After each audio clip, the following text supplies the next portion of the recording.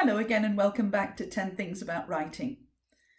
Today, in the second part of our discussion of point of view, I'm going to be talking about the first person point of view, which is not quite the same thing as voice, although here voice and point of view are very closely interlinked because one kind of feeds into the other. The first person perspective has grown in popularity. Now you have a lot of first person accounts in fiction, and it can be a very useful, very informative way of writing. Here you are allowed as a writer to completely inhabit your character. You can properly look into their memories, their feelings, their reactions. You can convey that directly to the reader, and thus you form a much greater kind of connection between the reader and your characters. The downside is that inevitably, as the author, there are things that you know that your character doesn't know. And sometimes you have to find ways around that, because you can no longer have an omniscient narrator. Some people, like me, enjoy having two first-person narrators, or sometimes more. One of my books had, I think, 5 first-person narrators. It's not necessarily a great idea to do that because it requires a bit of a juggling act, but if you can make it work, it's very useful because it's like having multiple cameras and each one providing a different perspective. Nowadays, I tend to look at just 2 at once because 2 is generally enough to fill in the gaps that one person doesn't know. And it also allows you to build suspense in a way that allows you to give out information that one character knows while withholding it from another. And sometimes, particularly in a thriller, you can have a sense of tension whereby your audience knows that X knows this, that Y doesn't know this, and that at some point that is going to cause drama. Now, like the third person point of view, you can have a distant first person or a close first person. Now, I know that sounds a bit counterintuitive, but very often stories are written from a distance, sometimes of time, sometimes of perspective, and you can play with these perspectives. Like the third person, you can move your camera close or you can draw it out again, even when you're writing through the eyes of a character. Sometimes the story dictates whether your person is going to be a close first person or a distant one. Sometimes stories are written from a long time after it happened, and so you tend to have a more distant voice. You have the voice of an adult, for instance, talking about childhood, and that is a slightly different voice to a child telling a story which is happening pretty much there in the moment. If you want an example, let's have a look. Oh yes, To Kill a Mockingbird is a great example because this is clearly a story of childhood, but it's being told by an adult from a distance. And so what you have, and we're slipping into voice here again, but voice and point of view are so very closely linked that sometimes it's impossible to get away from them. But here you've got an adult's voice some of the time, modified to tell a child's story from a child's first-person perspective. And it sounds something like this. When he was nearly 13, my brother Jem got his arm badly broken at the elbow. When it healed, and Jem's fears of never being able to play football were assuaged, he was seldom self-conscious about his injury. His left arm was somewhat shorter than his right. When he stood or walked, the back of his hand was at right angles to his body, his thumb parallel to his thigh. He couldn't have cared less, so long as he could pass and punt. Well, there you've got a story in the first person of childhood, but not in the vocabulary of a child. And so that, partly because the voice is an adult voice, and it will change as you go into the book, there will be moments where you properly feel in the moment, in the company of children, and then it will pull out again and give you this adult perspective. But you can tell that it's not a child talking anymore, even though it's a story of childhood. You can tell from the vocabulary, from the way the phrases are structured. And this is how point of view and voice marry together when it's well done to create something believable, memorable, relatable.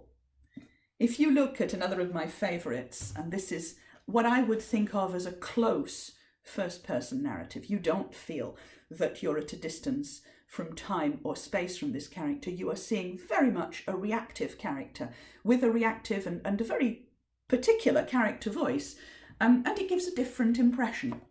of a first-person narrative. After I'd finished my meal and done the washing up, I went to my room, checked the homebrew, and got my air rifle. I made sure I had sufficient pellets in my jacket pockets, then headed out of the house for the rabbit grounds on the mainland, between the large branch of the creek and the town dump. I don't like using the gun. It's almost too accurate for me. The catapult is an inside thing, requiring that you and it are one. If you're feeling bad, you'll miss. Or if you know you're doing something wrong, you'll miss too. Unless you fire a gun from the hip, it's all outside. You point and aim and that's it, unless the sights are out or there's a really high wind. Once you've cocked the gun, the power's all there, just waiting to be released by the squeeze of a finger. And so on and so forth. There you have got an interesting combination of points of view. It is ostensibly a first-person perspective. But as your character starts talking about their choice of weapons and their preferences, they go into the second person. Now we're going to talk about second person later, but this is an interesting usage of second person. But it's also a first person narrative. And it feels very close. It feels very immediate. It feels as if you are seeing right into the head of that character, hearing their internal monologue, experiencing what they experience. That to me is pretty much the closest narrative you can get. And you're right in the head of that character. And if you've read the book, and you should, if you haven't, you'll see that it's a very unreliable narrator in some ways, because as soon as you have a very particular, very close point of view, the narration is entirely guided by their character, by their thoughts, their feelings, their personality. And because they don't see everything, you don't see everything either. So that's the first person. I'm going to give you one more, because the Wasp Factory is a very particular kind of voice.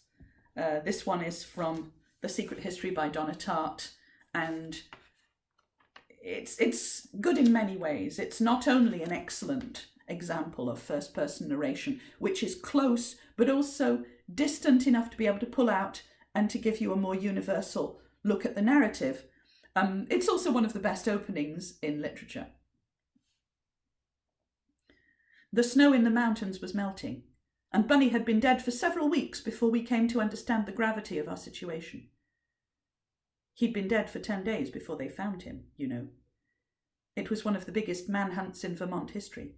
State troopers, the FBI, even an army helicopter. The college closed, the dye factory in Hamden shut down, people coming from New Hampshire, upstate New York, as far away as Boston. It is difficult to believe that Henry's modest plan could have worked so well, despite these unforeseen events. We hadn't intended to hide the body where it couldn't be found. In fact, we hadn't hidden it at all, but had simply left it where it fell in hopes that some luckless passerby would stumble over it before anyone even noticed he was missing. This was a tale that told itself simply and well. The loose rocks, the body at the bottom of the ravine with a break in the neck, and the muddy skid marks of a dug-in, heels pointing the way down. A hiking accident, no more, no less. And it might have been left at that, at quiet tears and a small funeral, had it not been for the snow that fell that night. It covered him without a trace, and 10 days later, when the thaw finally came, the state troopers and the FBI and the searchers from town all saw that they had been walking back and forth over his body until the snow above it was packed down like ice. It's a great opening. It's quite a distant voice, but it's also quite a personal voice. You still get, from that first-person POV, you still get sensations, you get feelings, and you get also a tremendous sense of dread and foreboding, because starting a story with a murder, knowing who the murderer is a pretty outrageous way to write a thriller, and yet it works wonderfully. So these are some of the things that you can do with a first-person perspective. Next time I'm going to talk about the weird and often disputed second-person perspective, which does that thing that we're told never to do, breaks the fourth wall. And I'm going to tell you why sometimes that's okay and why sometimes it works really well. Till then, thank you and goodbye.